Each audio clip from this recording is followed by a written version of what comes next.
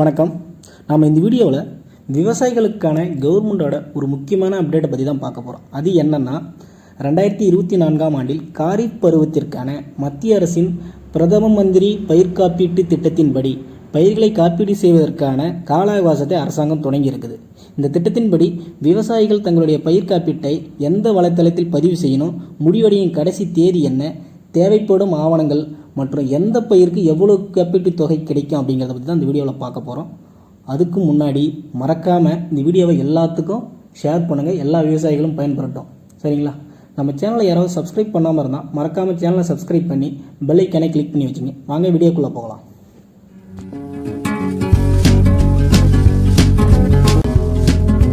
PMFBY Pradhan Mantri Basil Bima Yojana, அதாவது பிரதம மந்திரி பயிர் காப்பீட்டு திட்டம் 2016ஆம் ஆண்டில் தொடங்கப்பட்டது.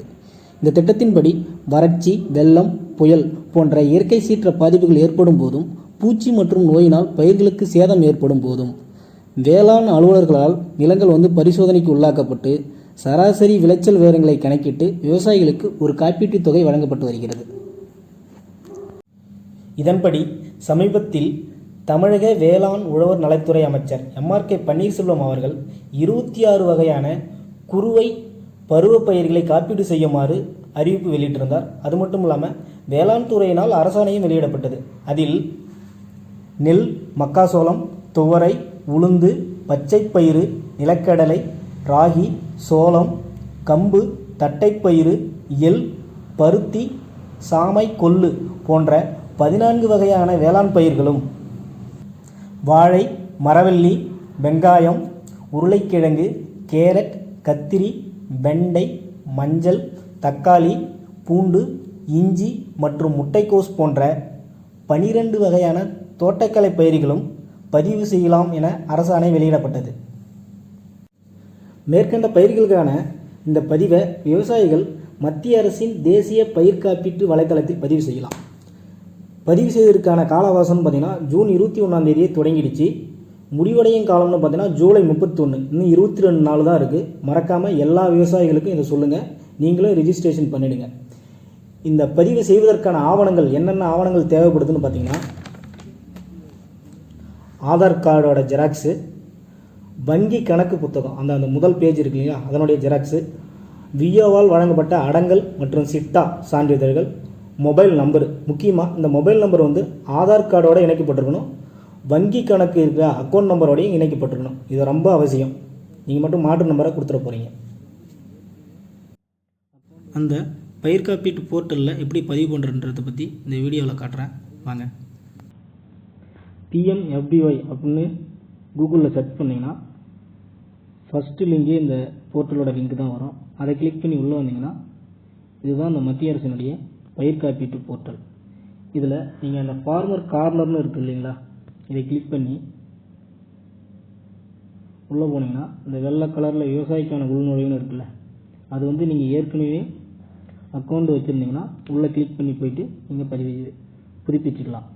அதுவே நீங்கள் புதுசாக இப்போ தான் உள்ளே போகிறீங்க, கணக்கு இன்னும் தொடங்கலைன்னா விருந்தினர் விவசாயின்னு இருக்குது பாருங்கள், அதில் போய்ட்டு விவசாயியோட முழு பேர், பாஸ்புக் பேர், உறவினரின் பேர், ஃபோன் நம்பரு, வயது, சாதி, பிரிவு, பாலினம், அட்ரஸ் எல்லாம் கொடுத்தீங்கன்னா உங்களுக்கு ரிஜிஸ்டர் ஆகிடும். சரிங்களா? இந்த மாதிரி விவசாயிகளை நேரடியாக பதிவு செய்வதை விட அரசாங்கத்தால் அங்கீகரிக்கப்பட்ட பொது சேவை மையம், தொடக்க வேளாண்மை கூட்டுறவு சங்கம், தேசியமயமாக்கப்பட்ட வங்கிகளில் பதிவு செய்வது சிறந்தது. நீங்கள் இந்த மாதிரி ஓனாக பதிவு பண்ணுறது ரிஸ்க் எடுக்காதீங்க. ஏன்னா போன வருஷம் நிறையா ஃபுல்லாக ரிஜிஸ்டர் பண்ணிட்டோம். ஆனால் அந்த அமௌண்ட்டு செலுத்த முடியாமல் போனதால் நிறைய பேர் எலிஜிபிலிட்டி இல்லாமல் போயிட்டாங்க. நீங்கள் அந்த ரிஸ்க் எடுக்காதீங்க. நேராக அந்த CSCன்னு சொல்லக்கூடிய பொது சேவை மையத்தில் கூட பதிவு பண்ணிக்கலாம். அமௌண்ட்டு செலுத்திங்கன்னா ரசீது கொடுப்பாங்க. அந்த ரசீதை வச்சு நீங்கள் மூவ் பண்ணிக்கலாம். சரிங்களா? நீங்கள் இந்த வலைத்தளத்தில் பதிவு செய்கிறத மட்டும் இப்போ தவிர்த்துட்டு மீதி பார்த்திங்கன்னா நீங்கள் உங்களுடைய அப்ளிகேஷனுடைய ஸ்டேட்டஸை தெரிஞ்சுக்கிறதுக்கு பயன்படுத்தலாம். அது மட்டும் இல்லாமல் எந்த பயிருக்கு எவ்வளோ அமௌண்ட்டு சந்தா தொகை செலுத்தினா எவ்வளோ அமௌண்ட்டு கடைசியாக வரும் அப்படிங்கிற டீட்டெயிலும் ப்ரீமியம் கால்குலேட்டர் ஆப்ஷனில் பயன்படுத்தி நீங்கள் தெரிஞ்சுக்கலாம். அது எப்படின்னு நாங்கள் வீடியோவில் காட்டுறவாங்க. வலைத்தளத்தில் அந்த செகண்டாக இருக்குல்ல காப்பீட்டு ப்ரீமியம் கால்குலேட்டர், அதை கிளிக் பண்ணோம்னா உள்ளே இப்படி போர்ட்டல் ஓப்பன் ஆகும்.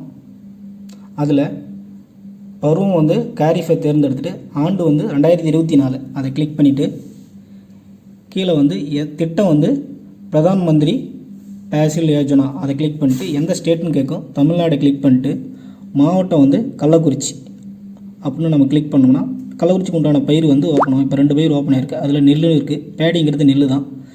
எவ்வளோ ஏக்கரேஜ்னு கேட்குது, ஹெக்டரில் கேட்குது. பார்த்தீங்கன்னா 0.40ன்னு போட்டால் 1 ஏக்கர். அந்த 1 ஏக்கருக்கு இதுக்கான காட்டியிருக்கேன். இதில் பார்த்தீங்கன்னா நீங்கள் செலுத்த வேண்டிய சந்தா தொகை வந்து 651. கடைசியில் உங்களுக்கு எவ்வளோ அமௌண்ட்டு கிடைக்கின்றது 34,066 ரூபான்றதையும் கொடுத்துருக்காங்க. சரிங்களா? எந்த டேட்டு கடைசியாக முடிவடைதுன்றதையும் இந்த வீடியோவில் கொடுத்துருப்பாங்க. இந்த பயிர் காப்பீட்டு திட்டத்தை பதிவு பண்ணுறதுக்கு முன்னாடி நீங்கள் முக்கியமாக தெரிஞ்சிக்க வேண்டியது 2 பாயிண்ட். என்னென்னா, பயிர் சேதம் அடைகிறதுக்கு முன்னாடியே நீங்கள் வந்து ரிஜிஸ்டர் பண்ணிக்கணும். பயிர் சேதம் அடைந்ததுக்கப்புறம் பதிவு பண்ண முடியாது. அதே போல் பதிவு பண்ண வேண்டிய கால அவகாசம் பார்த்திங்கன்னா ஜூலை 31 தான். அதுக்கப்புறம் எக்ஸ்டெண்ட் பண்ண மாட்டாங்க, ஸ்ட்ரிக்டாக சொல்லிட்டாங்க. சரிங்களா? இந்த வீடியோ உங்களுக்கு ரொம்ப யூஸ்ஃபுல்லாக இருந்ததுன்னு நினைக்கிறேன். இந்த வீடியோ உங்களுக்கு பிடிச்சிருந்தால் லைக் பண்ணுங்கள், ஷேர் பண்ணுங்கள்.